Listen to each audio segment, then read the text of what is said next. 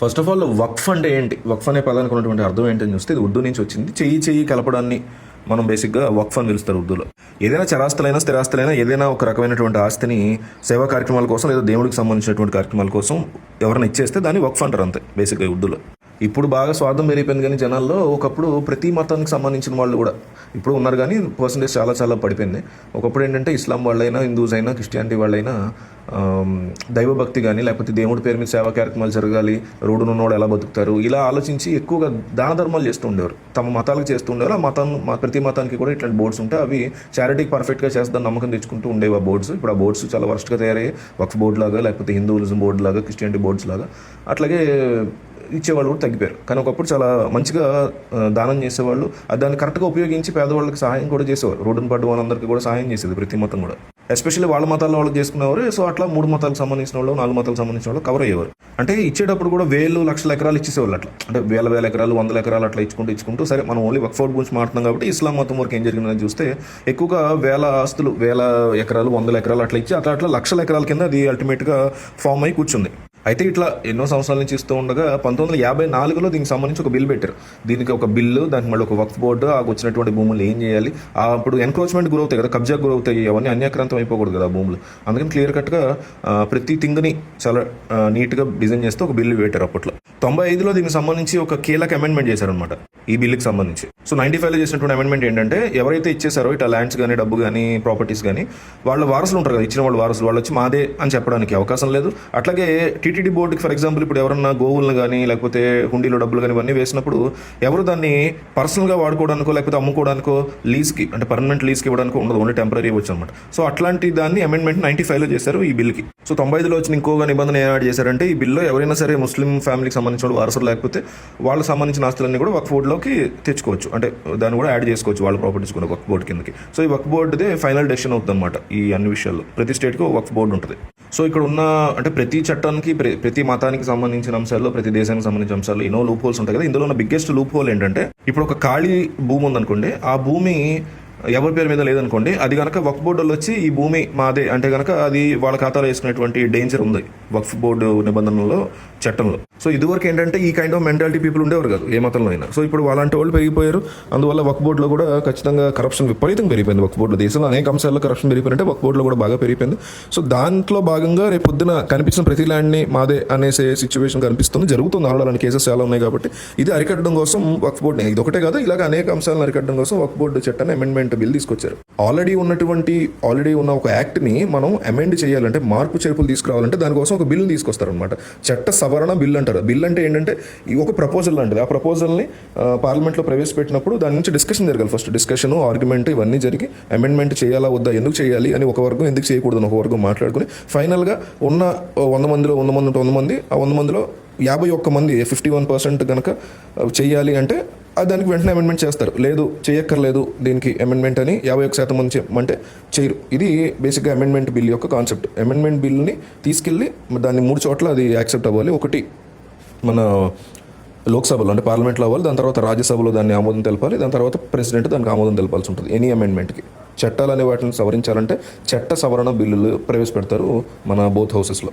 ఈ వక్ఫ్ అమెండ్మెంట్ బిల్లో పెట్టిన డిఫరెంట్ ప్రపోజల్స్ పాయింట్స్లో ఫస్ట్ పాయింట్ ఏంటంటే నేమ్ మార్చాలి. వక్ఫ్ అనే నేమ్ని తీసేసి United Waqf management empowerment efficiency and development act అనే దాని కింద దాన్ని మార్చాలని అనుకుంటున్నారు. ఫస్ట్ ప్రపోజల్ అనమాట ఇది ఈ బిల్లో. సో రెండో సవరణ ఏంటంటే, ఎవరైనా సరే ఇక మీద ఇష్టం వచ్చినట్టు వక్ఫ్ బోర్డు కింద ఆస్తులను ప్రకటించడానికి వీల్లేదు, వాళ్ళు ఖచ్చితంగా 5 సంవత్సరాల పాటు ఇస్లాంని పాటించి ఉండాలి. అంటే అలా ఇంకొంతమంది ఏం చేస్తున్నారంటే ఉన్న లూప్ హోల్స్ని ఉపయోగించుకుంటూ ఒక ఫీమేల్కి పెళ్ళి వెళ్ళిపోతే ఆ అమ్మాయికి సంబంధించినటువంటి ఆస్తి ఎంతైతే పార్ట్ ఉంటుందో అదంతా కూడా వక్ఫ్ బోర్డుకి కింద రాసేసుకుని తర్వాత వాళ్ళు దాన్ని అనుభవించే ప్రయత్నం చేయడం, దాన్ని లీజ్కి ఇచ్చుకునే ప్రయత్నం చేయడం, అమ్మాయికి ఇవ్వకుండా అనమాట.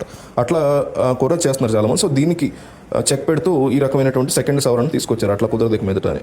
అలాగే మూడోది ఏంటంటే, వక్ఫ్ ఆస్తుల్ని పంచేటువంటి దాంట్లో కూడా సవరణ 2 రకాలుగా ఉంటాయి వక్ఫ్ బోర్డుకి ఇచ్చేటువంటి ఆస్తులు. ఒకటి డైరెక్ట్గా మేము అల్లాకి ఇస్తున్నాం అని చెప్పి ఒక కైండ్ ఆఫ్ ఇస్తారు. రెండోది ఏంటంటే, వక్ఫ్ యొక్క ఆస్తుల్ని వాళ్ళ వారసులు ఎవరైతే ఉంటారో వాళ్ళు నామినీస్గా లేకపోతే వాళ్ళ అథారిటీగా ఉండి చూసుకునేటువంటి అవకాశం ఉండే ఆస్తులు రెండో రకం. అంటే ట్రస్ట్లను ఏర్పాటు చేసి వాళ్ళు ఏదైతే సేవా కార్యక్రమాల కోసం చారిటీ ఇచ్చారో అదంతా వాళ్ళ వారసులే చూసుకునేలాగా, బట్ పైన వక్ఫ్ బోర్డు యొక్క అథారిటీ కూడా ఉండేలాగా ప్లాన్ చేస్తారు. అది రెండో రకం. అయితే ఇందులో కూడా కాస్త రూల్స్ని టైటన్ చేశారనమాట. అది ఒక మార్పు.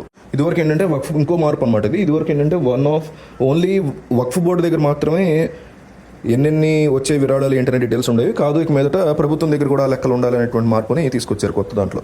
వక్ఫ్ బోర్డు యొక్క ప్రాపర్టీస్ విలువ ఇండియా వైడ్ మీరు లెక్కేసుకుంటే దాదాపు 9 లక్షల కోట్లు అనమాట. అంటే దాదాపు 9 లక్షల ఎకరాల వరకు వక్ఫ్ బోర్డ్స్ అన్ని కలిపితే వాటి కింద వస్తే అట్లా వాటి విలువ 9 లక్షల కోట్లు అని చెప్తున్నారు. 9 లక్షల కోట్లు. చాలామంది అమ్మో బాబాయ్ అంత ఉందో వక్ఫ్ బోర్డు అనుకుంటారు, కానీ నిజానికి ఎండోమెంట్ డిపార్ట్మెంట్ దగ్గర కూడా చాలా ఉంటాయి. ఎండోమెంట్ అనేది హిందూస్ సంబంధించింది కదా. ఓన్లీ తమిళనాడు ఆంధ్రప్రదేశ్లో కలిపి 10 లక్షల ఎకరాల వరకు ఎండోమెంట్ బోర్డు కిందకు ఉంది. అది కూడా దాదాపు 10 లక్షల కోట్ల వరకు విలువ చేస్తుంది. సో ఇలా సరే మనం ఎండోమెంట్ సంగతి తర్వాత కొద్దాం. ఈ వక్ఫ్ బోర్డు ప్రకారం ఉన్నటువంటి ఇన్ని లక్షల ఎకరాల విషయంలో కొత్త నిబంధన ఏం చెప్తుందంటే, ఇది ఇంకో నిబంధన. ఇది ఏం చెప్తుందంటే, కొత్త బిల్ పాస్ అయిన తర్వాత యాక్ట్ అమెండ్మెంట్ వచ్చిన వెంటనే 6 నెలల్లో ఏవైతే ఎన్ని లక్షల ఎకరాలు ఉన్నాయో వాటన్నిటిని కూడా వక్ఫ్ బోర్డు కింద ఖచ్చితంగా రిజిస్ట్రేషన్ అయితే చేయించేసుకోవాలి అనేసి ఈ విషయంలో అనమాట. ఈ పర్టికులర్గా ఇప్పుడు చెప్పిన ఈ రిజిస్ట్రేషన్ చేసుకోవాలి, బిల్ అమెండ్మెంట్ పాస్ అయిన 6 నెలల్లో అనేటువంటి ఈ సవరణ విషయంలోనే ముస్లిం మత పెద్దలు నానా రచ్చ చేస్తున్నారు. వాళ్ళకి యాక్సెప్టెన్స్ లేదు దీని మీదే.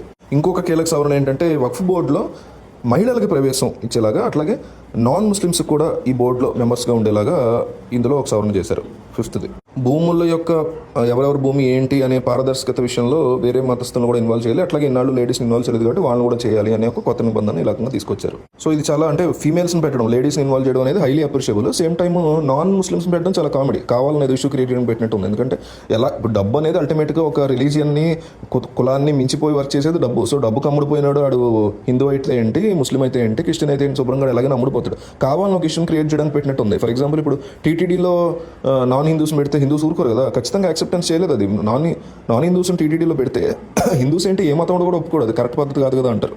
6వ సవరణ ఇది కూడా ఒక కీలక సవరణ. ఇదేంటంటే ఇందులో జిల్లా కలెక్టర్స్కి బిగ్గెస్ట్ రైట్స్ అని ఇచ్చేసారు అనమాట ఈ బిల్లు వల్ల, ఈ కొత్త అమెండ్మెంట్ వల్ల. వక్ఫ్ బోర్డుకి సంబంధించి హైయెస్ట్ అథారిటీ మీదట జిల్లా కలెక్టర్స్ ఉంటుంది. వక్ఫ్ బోర్డు యొక్క యాజమాన్యం ఎవరు ఉండాలి ఏంటి అనేది ఈ డిస్ట్రిక్ట్ కలెక్టర్స్కి వాళ్ళకి ఫుల్ రైట్స్ ఇచ్చారు, ఫుల్ అథారిటీ ఇచ్చారు. సో ఇప్పుడు వక్ఫ్కి సంబంధించి ఏదన్నా ఇష్యూస్, కరప్షన్ ఇష్యూస్ ఇట్లాంటి ఏ రకమైనటువంటి వచ్చినా వెంటనే కలెక్టర్స్ ఇన్వాల్వ్ అయ్యి అధికారులను నియమించి వాళ్ళే దీన్ని సార్ట్అవుట్ చేయాలి అనే ఒక రైట్ కంప్లీట్గా కలెక్టర్ చేతికి వస్తుంది. సో సర్వే చేసేటువంటి పూర్తి అధికారం కలెక్టర్లకు వెళ్ళిపోవడంతో భూ ఆక్రమణలన్నీ తగ్గిపోతాయి కదా అనేది వీళ్ళ పాయింట్, గవర్నమెంట్ యొక్క పాయింట్. దాన్ని యాక్సెప్ట్ చేయలేకపోతున్నారు ముస్లిం మత పెద్దలు చాలామంది. అంటే బినామీస్ని యూజ్ చేసి ఈ వక్ఫ్ బోర్డు యొక్క ల్యాండ్స్ అన్ని కూడా కొట్టేస్తారు గవర్నమెంట్ వాళ్ళు, అందుకే ఇదంతా చేస్తున్నారు అనేది వాళ్ళ మీద వాళ్ళకు ఉన్నటువంటి బిగ్గెస్ట్ ఎలిగేషన్. 7వ కీలక సవరణ ఏంటంటే, షియా సున్నీలతో పాటుగా కొత్త తెగలకు కూడా కొన్ని స్పెషల్ బోర్డ్స్ని క్రియేట్ చేశారనమాట.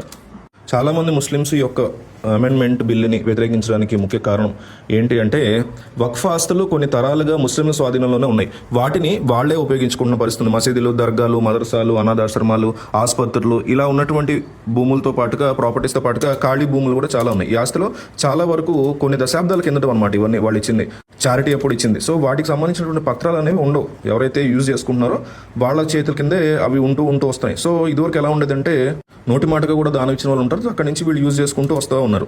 ఇలాంటి పరిస్థితుల్లో చట్టపరమైనటువంటి పత్రాలు ఏమీ లేకుండా 6 నెలలు రిజిస్టర్ చేసుకోవాలనుకున్నాం కదా, సో అది పాసిబుల్ అయ్యే ఛాన్స్ లేదు ఇప్పుడు. సో అట్లా మరి ఎందుకు ఏ రకంగా దాన్ని ఇప్పుడు రిజిస్టర్ చేసుకోవాలి 6 నెలల్లో అంటే, పాత బిల్లు ఏమైనా ఉండేదంటే దానికి సంబంధించి వక్ఫ్ బై యూజర్ అని ఉండేది. అంటే వినియోగించుకుంటున్న వ్యక్తికి చెందినటువంటి ఆస్తి అనే కేటగిరీలో ఇవి వస్తాయని 1954 వక్ఫ్ చట్టం అప్పుడు గుర్తించింది.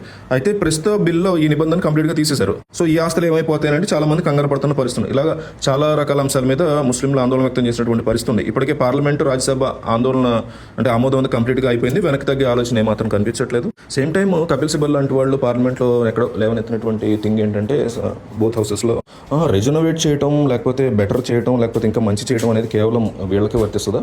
హిందువులకు సంబంధించినటువంటి కూడా ఇందాక మనం అనుకున్నాం కదా, ఎండోమెంట్లో కూడా ఎన్నో లక్షల ఎకరాల ఆస్తులు ఉన్నాయి, వాటి గురించి ఎందుకు మాట్లాడరు అనేసి, వాటిలో ఎందుకు చేంజెస్ చేయరు? అట్లాగే అక్కడ కూడా ఫీమేల్స్కి సంబంధించినటువంటి ఆస్తుల విషయంలో కూడా హిందూ చట్టంలో కూడా రకరకాల ఇబ్బందులు ఉన్నాయి. సమాన ఆస్తి హక్కు అనేది ఫీమేల్స్కి ఇప్పటికీ రావట్లేదు. దాని గురించి కూడా ఎందుకు అమెండ్ చేయరు? ఖచ్చితంగా దీన్ని మేము యాక్సెప్ట్ చేస్తాం దీన్ని, కానీ దాన్ని కూడా చేయాలి కదా అనేసి అట్లా వాళ్ళు దాన్ని ఇష్యూని రైజ్ చేశారు. ఓవరాల్గా దీని మీద నా పాయింట్ ఆఫ్ వ్యూ ఏంటంటే, సవరణ అనేది అందరికీ అవసరం. దీని తర్వాత హిందూజం సంబంధించినటువంటి థింగ్స్లో ఇష్యూస్ ఉన్నాయి, క్రిస్టియానిటీలో ఉన్నాయి. అసలు దేశంలోనే న్యాయ వ్యవస్థలోనే ఎన్ని దారుణాలు ఉన్నాయనేది రీసెంట్గా బయటపడుతూ వచ్చింది. ప్రతిదాని మీద ఇంతే సీరియస్గా తీసుకుని చేస్తే ఏ ప్రభుత్వాన్ని మనం అప్రిషియేట్ చేస్తాం. కానీ just playing to the gallery, ఇండియాలో ఉన్నటువంటి మెజారిటీ పీపుల్ అయిన హిందూస్కి చూడండి, వీఆర్ ఫిక్సింగ్ ది ముస్లిమ్స్ అనేటువంటి ఒక కలరింగ్ ఇచ్చుకోవడానికి చేసేవే ఈ సిఏఏ కానీ, లేకపోతే ఈ అమెండ్మెంట్, వక్ఫ్ బోర్డ్ అమెండ్మెంట్ బిల్ కానీ అనే నా పర్సనల్ ఫీలింగ్ అయితే అట్లా అనిపిస్తుంది నాకు. బీజేపీ చేసే పనులు, గతంలో కాంగ్రెస్ కూడా ప్లేయింగ్ టు ద గ్యాలరీ లాగా వాళ్ళు ముస్లిమ్స్ని ఏదో కాస్త కూల్ చేసుకోవడం కోసం హిందూస్ సంబంధించిన ఇష్యూసే క్రియేట్ చేసేవాళ్ళు. సేమ్ ఇప్పుడు అదే బీజేపీ కూడా ఇంకా ఎక్కువ లెవెల్లో చేస్తున్నట్టుగా కనిపిస్తుంటుంది మనకు. Over the years. ఏదైనా కానీ కొన్ని పాజిటివ్స్ ఉన్నాయి, కొన్ని నెగిటివ్స్ కూడా ఉన్నాయి కాబట్టి రెండింటిని మనం ఈక్వల్గా డిస్కస్ చేసుకోవాలి. దాని గురించి డీప్ డిస్కషన్స్ అయితే జరగాలి. ఇంకొకటి ఏంటంటే ఏదైనా సరే ముస్లిం కమ్యూనిటీ, ఫర్ ఎగ్జాంపుల్ ఇప్పుడు హైదరాబాద్లో జరిగిన హైడ్రా ఇష్యూ తీసుకోండి.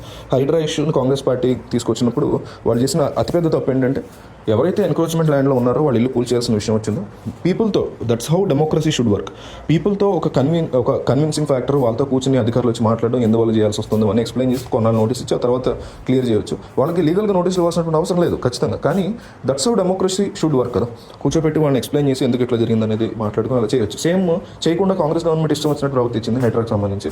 అట్లాగే బీజేపీ కూడా ఈ ఇష్యూలో వరకు చూసుకుంటే ముస్లిం సమాజాన్ని ఎక్కడ డిస్కషన్లో పార్టిసిపేట్ చేసేలాగా వాళ్ళని తీసుకున్నట్టుగా కానీ వాళ్ళతో కన్విన్స్ చేసేటువంటి ప్రయత్నాన్ని ఎక్కడ చేయాలి. కేవలం just like I said, playing to the gallery, biggest majority and వీళ్ళ ఓట్ బ్యాంక్ హిందూస్ కాబట్టి మేము ఎంత బాడీలు చేస్తున్నామో, ముస్లిమ్స్ని ఎన్ని ముప్పు తిప్పలు పెడుతున్నామో చూడండి అని ఒక షో ఆఫ్ కోసం మాత్రమే ఇలాంటివి వీళ్ళు చేస్తారని గతంలో సిఏఏ విషయంలో ప్రూవ్ అయింది.